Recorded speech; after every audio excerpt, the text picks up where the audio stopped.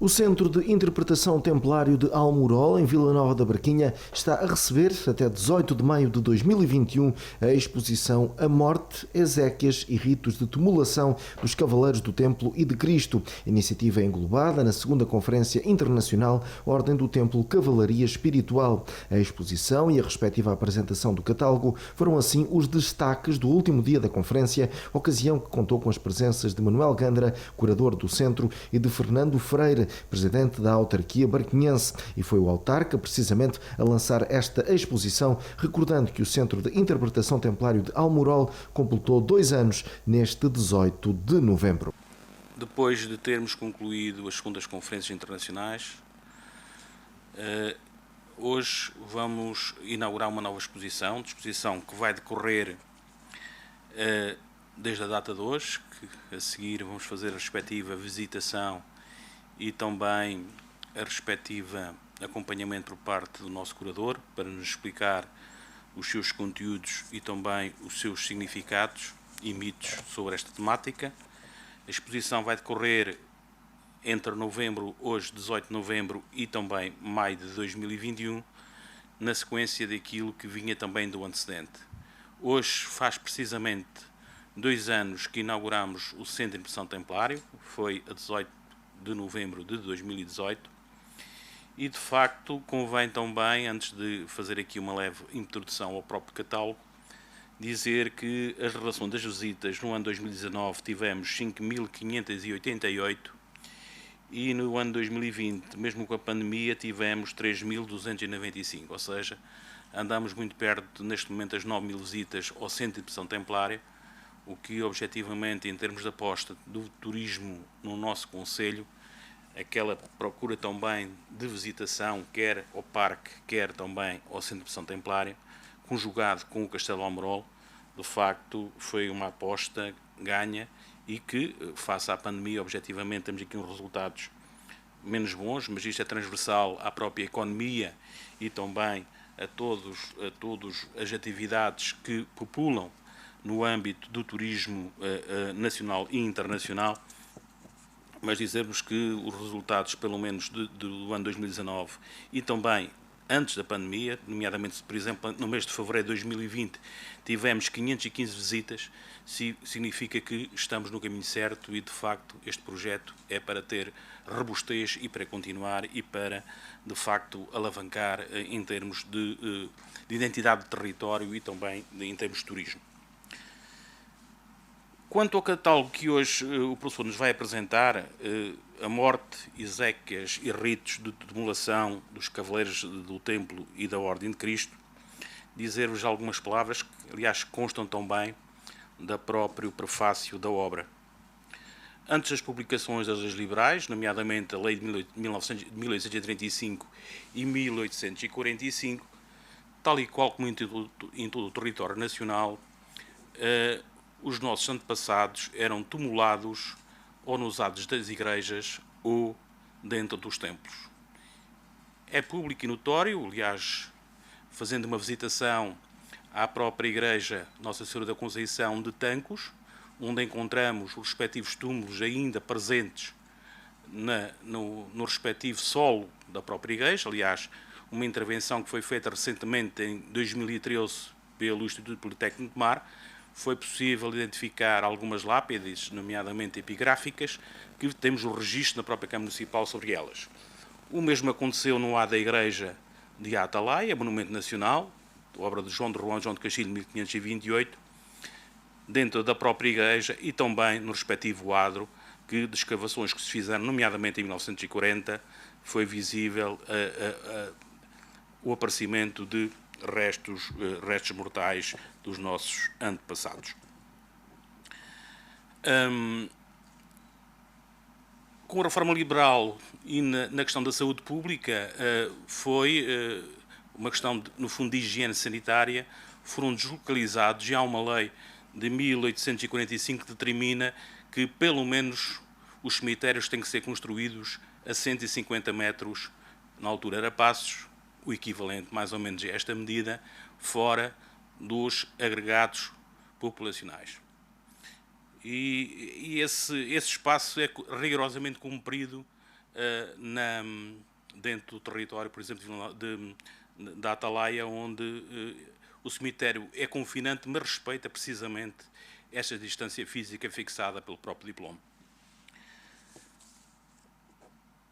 Dizer-vos que também aí ainda podemos visualizar, nomeadamente o monumento funerário do nosso Patriarca Dom José, que foi, na altura, era o Cardeal Patriarca de Lisboa, quando ocorreu o terremoto de 1755. O mausoléu se encontra no seu lado esquerdo da própria igreja, que por acaso não é uma menos-verdade que se encontra na igreja. Ele encontra-se, por acaso, sepultado debaixo do altar-mor e não no mausoléu. Mas isso teve a ver, objetivamente, com a requalificação que, à data, em 1940, que vos disse, dos monumentos nacionais, se fez na própria igreja.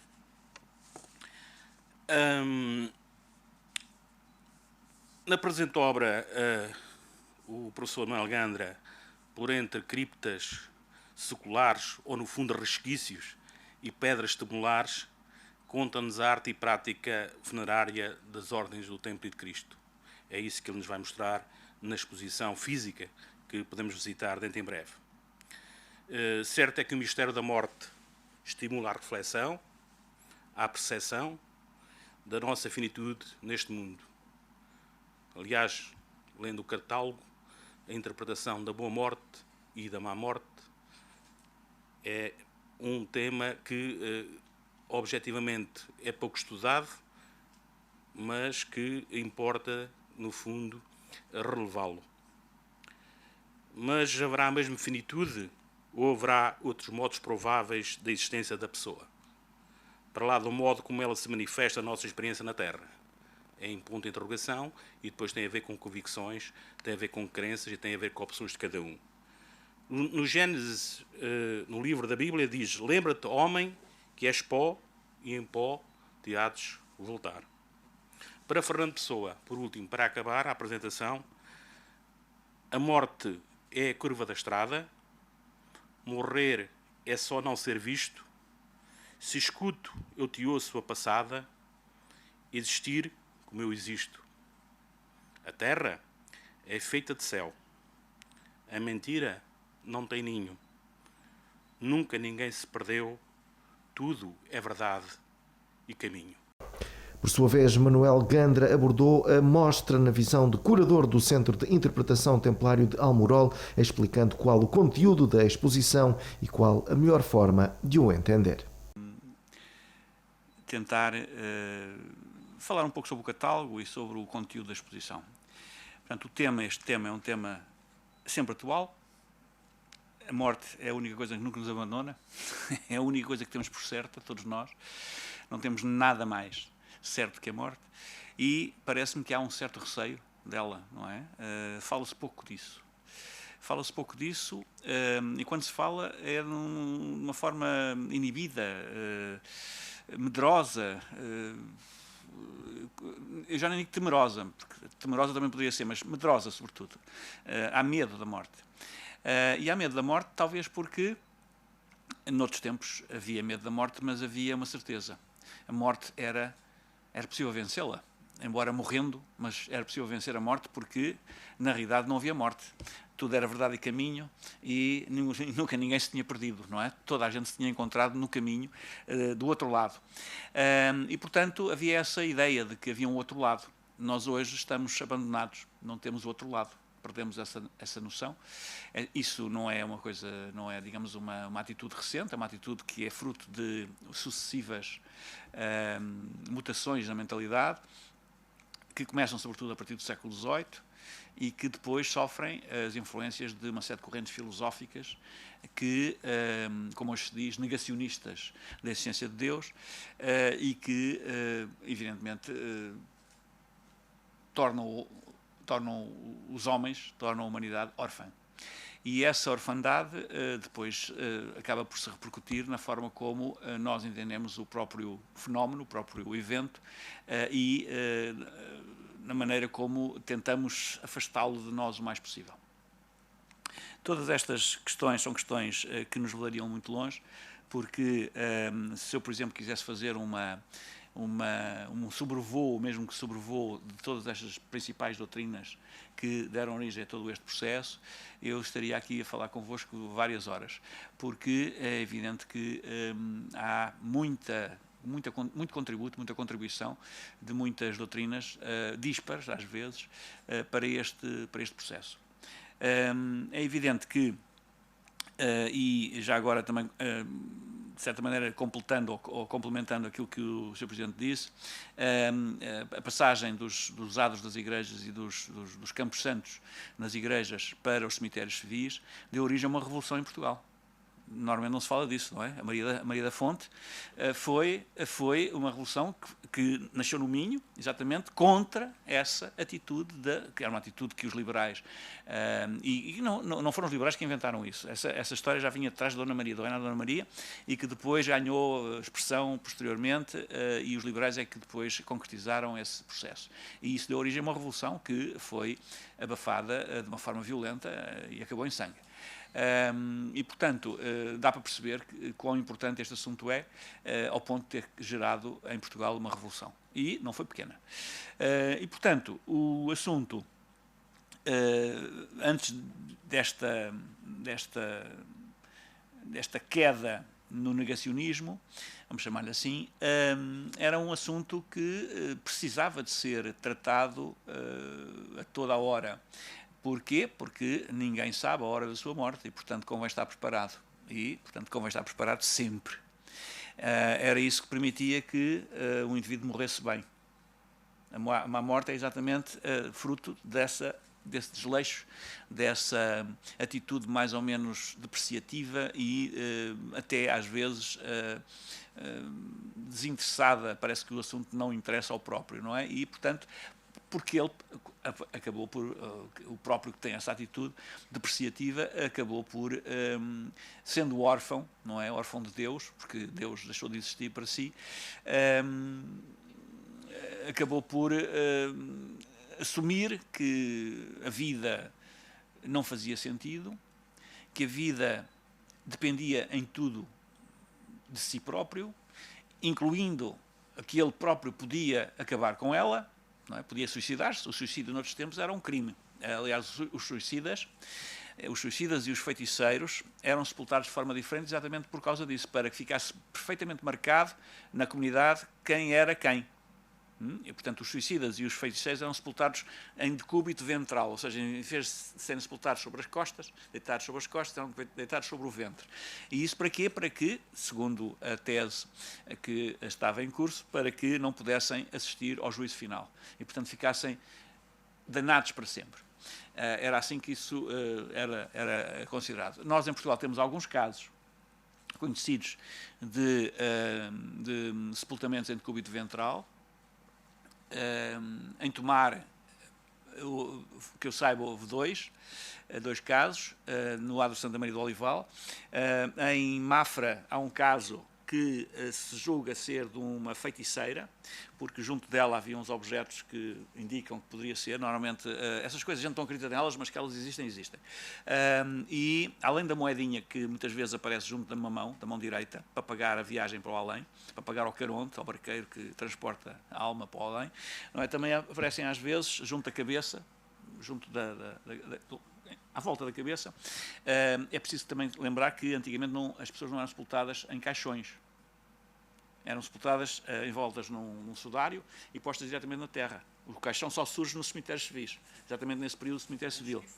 Exatamente, no esquife. Ia no esquife, o esquife era tombado, ficava como as caminhonetas basculantes, com báscula, não é? E era assim que o corpo entrava na cova. E, portanto, há algumas misericórdias, sobretudo, têm ainda esquifes, ainda nas suas coleções. Que portanto, é uma espécie de sarcófago sem tampa, que tem um dos lados, uma das partes verticais do sarcófago, é basculante e, portanto, permite ao corpo passar por ali e cair dentro da sepultura. Dentro da fossa da sepultura. É assim que se chamava a sepultura antigamente, a fossa. E portanto, essa prática, e voltando agora à questão que estávamos a tratar, não é? O decúbito ventral, essa prática era frequente. E, como sabem, devem ter casos conhecidos. Hoje em dia não se presta atenção a esses detalhes e os suicidas não são mais sepultados em decúbito ventral, porque isso evidentemente era uma consequência da prática religiosa que estava associada, pronto, que estava, digamos, vigente. Hoje em dia, muitos dos suicidas, ou a maioria dos suicidas, nem sequer está preocupado com a religião, nem com Deus, com nada. E, portanto, por isso é que se suicidou, porque senão teria alguma pensaria duas vezes, se calhar. Pensaria duas vezes. E então... portanto, e devem perceber que não há tantos suicidas sepultados em decúbito ventral. Porquê? Primeiro porque a família tenta que isso não aconteça. Porque isso é uma vergonha. Ainda continua a ser. É estranho, não é? Se não acredita, então porquê é que considera vergonha? Ou vergonhoso? Portanto, considera uma vergonha. Portanto, tenta que isso não aconteça. Para que não se torne visível, ou pelo menos em termos do além, já não do aquém, porque do aquém toda a gente saberá, ou que acompanha o funeral, que sabe que se suicidou, ou muita gente saberá, a maior parte das pessoas saberão, mas do lado de lá, talvez para enganar digamos, o juízo. E, portanto, isso não acontece por esse motivo, porque noutros tempos era impreterível, era mesmo assim, não havia como fugir. Não havia quem conseguisse fugir a isso, porque isso era uma regra canónica da Igreja, portanto tinha que ser assim. E não era só da Igreja, porque se nós formos averiguar, por exemplo, o que se passava nas comunidades judaicas, hebraicas, sefarditas, e nas comunidades muçulmanas que permaneceram no nosso território mesmo até ao século XVI, sobretudo, autónomas, e tinham cemitérios próprios, os almocavares dos judeus e os almacabras dos muçulmanos. Nesses cemitérios também havia essa prática. Portanto, essas religiões, as chamadas religiões do livro, todas elas tinham uma prática comum relativamente a esse assunto. Portanto, este assunto é um assunto que nunca mais acaba. Aliás, dá para perceber, este catálogo é de todos os catálogos que fizemos até hoje o maior, portanto dá para perceber que a matéria é muito vasta, e só não é maior porque efetivamente também não havia necessidade de exagerar. Mas não acaba isto, não acaba aqui neste livro. Este livro é, digamos, uma síntese daquilo que se pode dizer sobre o assunto. E mesmo assim, já há muita novidade, ou pelo menos alguma novidade nele. Mas, portanto, em suma, a Ordem do Templo e a Ordem de Cristo, como não podia deixar de ser, estavam inseridas neste contexto, nesta forma de pensar a morte e nesta forma de integrar a morte no grupo, não é? Na comunidade. Os Templários e depois a Ordem de Cristo tinham rituais de exéquias específicos, que são reproduzidos em alguns casos aqui, no livro também, tinham rituais de exéquias específicos e tinham também uma prática de sepultamento específico. Havia, portanto, um acompanhamento dos cadáveres e havia, sobretudo, uma outra coisa que era um cuidado que se tinha muito grande. Era de saber exatamente onde é que o cadáver de A, B ou C estava sepultado. Não fosse o diabo de selas, porque há mortos que não param quietos. E, portanto, era preciso efetivamente saber onde é que parava cada um para poder, se fosse necessário, atuar. Nós rimos disto, mas há casos estranhos, que não são compreensíveis de todo, não é? Face às nossas crenças atuais. Porque nós pensamos que somos muito racionais, etc., mas a razão para nós é a nossa fé. Nós continuamos a ser religiosos, só que Deus para nós é a razão. Deixou de ser Deus, propriamente dito, e tornou-se a razão. Aliás, não é de hoje. Já no século XIX houve uma corrente filosófica, o positivismo, que também partia do mesmo pressuposto. Inclusive até celebrava missas dedicadas à razão, a Deus a razão. A última igreja que eu vi da igreja positivista, é assim que se chama, foi no Brasil, onde o positivismo teve uma imensa expansão e difusão. Bem, portanto, para não vos maçar, em suma, esta exposição é uma exposição que aborda um tema-chave que nunca tinha sido abordado, sobretudo relativamente à Ordem do Templo e à Ordem de Cristo, o património funerário tanatológico, usando a palavra cara, a palavra thanatos é a palavra grega para morte, o património tanatológico das ordens do Templo e de Cristo é um património extraordinário e falta estudar praticamente tudo, não é? Isto que aqui se apresenta é apenas uma ligeira introdução ao assunto, porque, por exemplo, falta estudar, como o Sr. Presidente há bocadinho salientou, falta estudar, por exemplo, tudo quanto são epígrafes funerárias que estão espalhadas pelos sítios que eu indico aqui. Por exemplo, Foram estudadas as epígrafes funerárias da Quinta da Cardiga, da capela da Santa Catarina da Quinta da Cardiga? Não foram. Não é? Não temos notícia. Por exemplo, de certeza que está lá sepultado um famoso navegador, o primeiro navegador de todos, o Gonçalo Velho. Não é? Onde é que ele está? Onde é que está a sepultura? Portanto, nada disto foi estudado. Este livro traz pela primeira vez essa indicação de uma série de sepultamentos famosos, ou pelo menos de sepultamentos em vários dos espaços da Ordem de Cristo, e templários da Ordem de Cristo, mas mais da Ordem de Cristo, porque, como sabem, os espaços funerários da Ordem do Templo foram destruídos em 1529 pelo Frei António de Lisboa, e, portanto, todos os mestres estavam sepultados em sepulcros, em mausoléus, era assim que se chamava, em mausoléus com estátuas jacentes. Tudo isso desapareceu em 1529, foi tudo partido, não sobrou nada.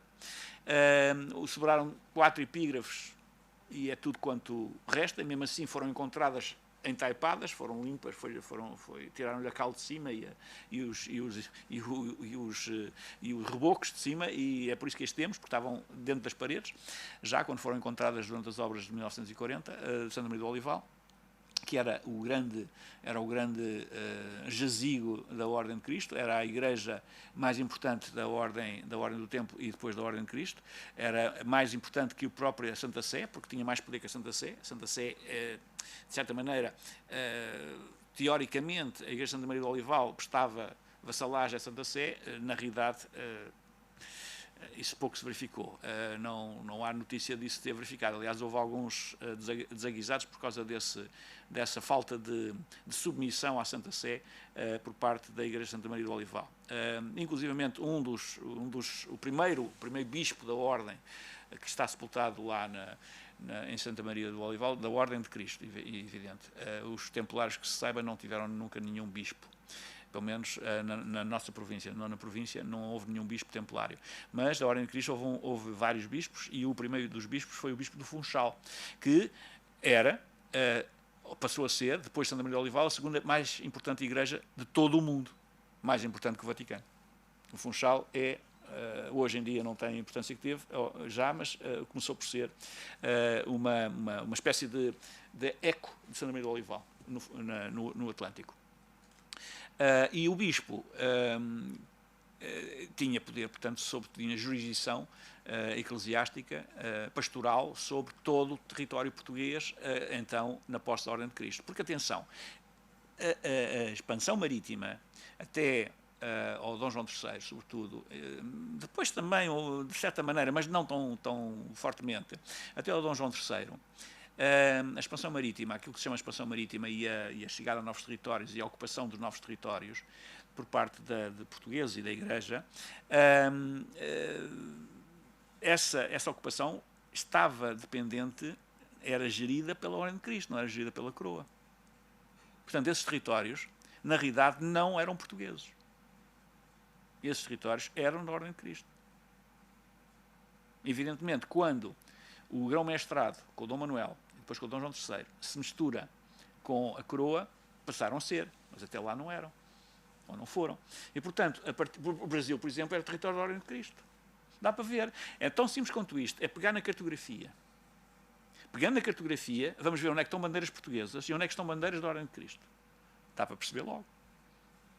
Portanto, é muito simples, não vale a pena andarmos a empreender em teorias. Vamos constatar o que está nos papéis, neste caso, ou no pergaminho, no caso da cartografia. E ficamos com as certezas absolutas, sem mais necessidade de andarmos a conjecturar ou a fazer especulações ao lado do assunto. Portanto, e voltando à questão central da morte, portanto, este assunto é um assunto que não acaba mais, não dá para fechar nunca.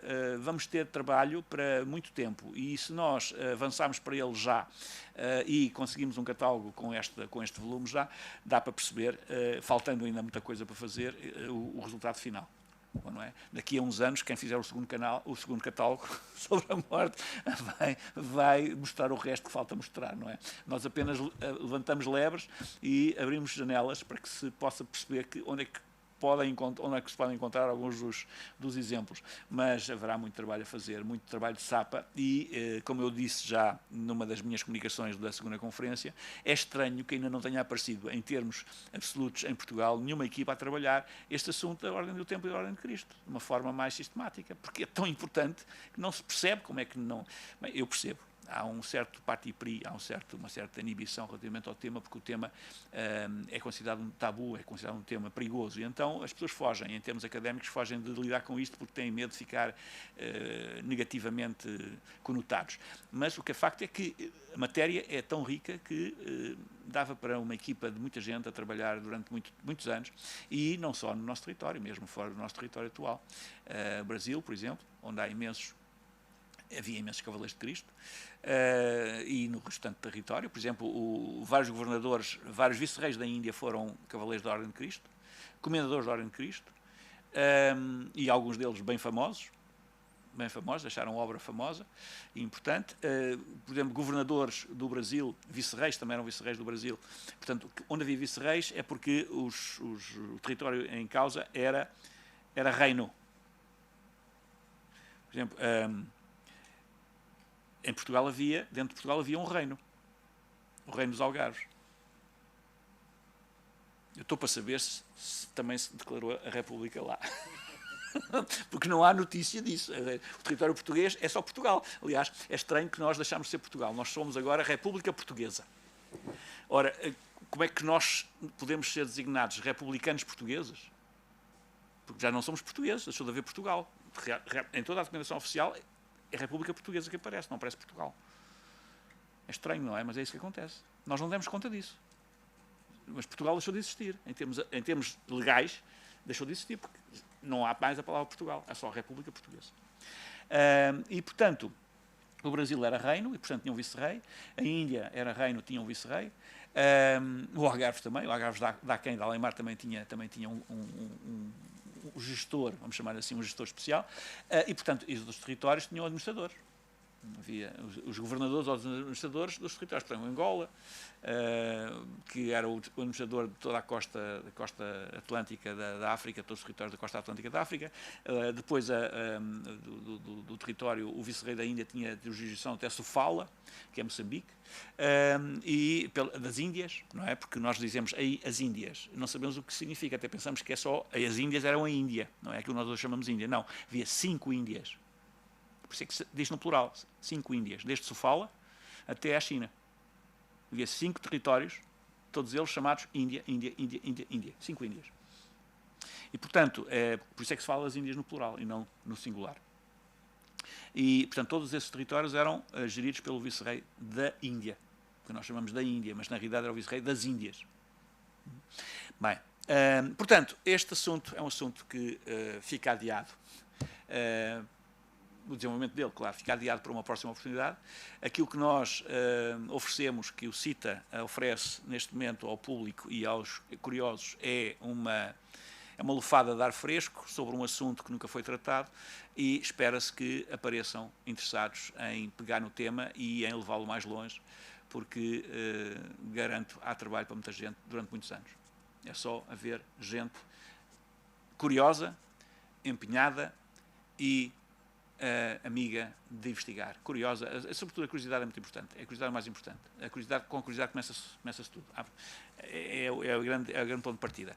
Se não houver curiosidade, evidentemente não há nada, não acontece coisa nenhuma. Mas se houver curiosidade, é o primeiro passo.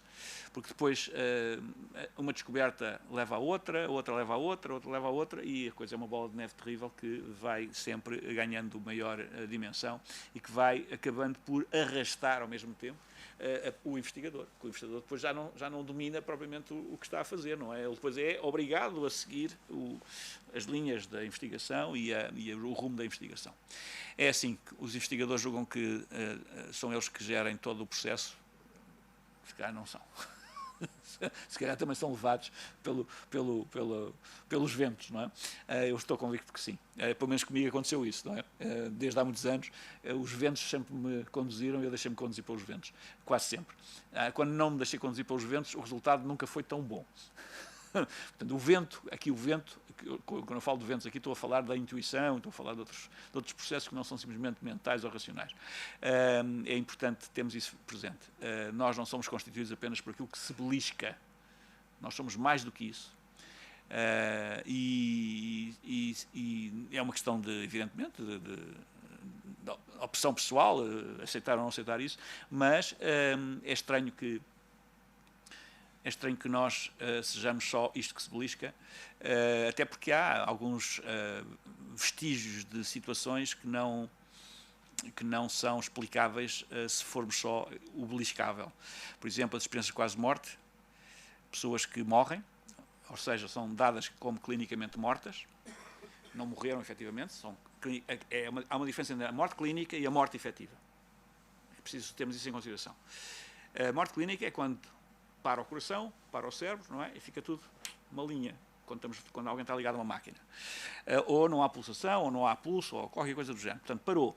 Bem, mas acontece com algumas pessoas, e muitas, são uns milhares valentes, inclusive crianças, que, passado umas horas, um dia, às vezes mais, acordam como se tivessem estado a dormir. E vêm maravilhadas. Muda a vida completamente, a experiência por que passaram. Todas contam histórias de encantar sobre o sítio por onde passaram. E é curioso, o sítio por onde passaram é descrito da mesma maneira por toda a gente. Portanto, eu quero crer que o sítio existe.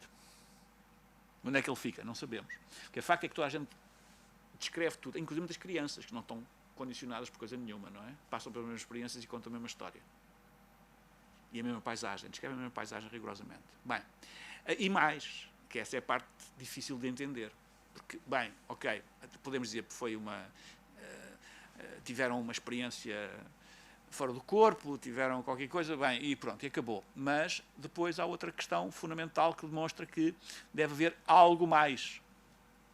Isso está estudado, há imensa literatura sobre o assunto, produzida por neurocientistas, não é no Facebook, isso está. Okay? E, portanto, é preciso termos em consideração essas questões. E o mais interessante disto é que essas pessoas que passaram por essas experiências, quando acordam, descrevem o que se passou à volta do seu corpo. Ou seja, viram as pessoas que estavam, ouviram as conversas que as pessoas tiveram entre si sobre o defunto, o suposto defunto, e reproduzem tudo isso. Então, se estava tudo parado, como é que podem ter essas memórias? Isto só significa duas coisas. Que a memória não está no cérebro, não é? Que nós julgamos que é a última fronteira, e que, efetivamente, a morte não é o que nós julgamos. São as conclusões que podemos tirar.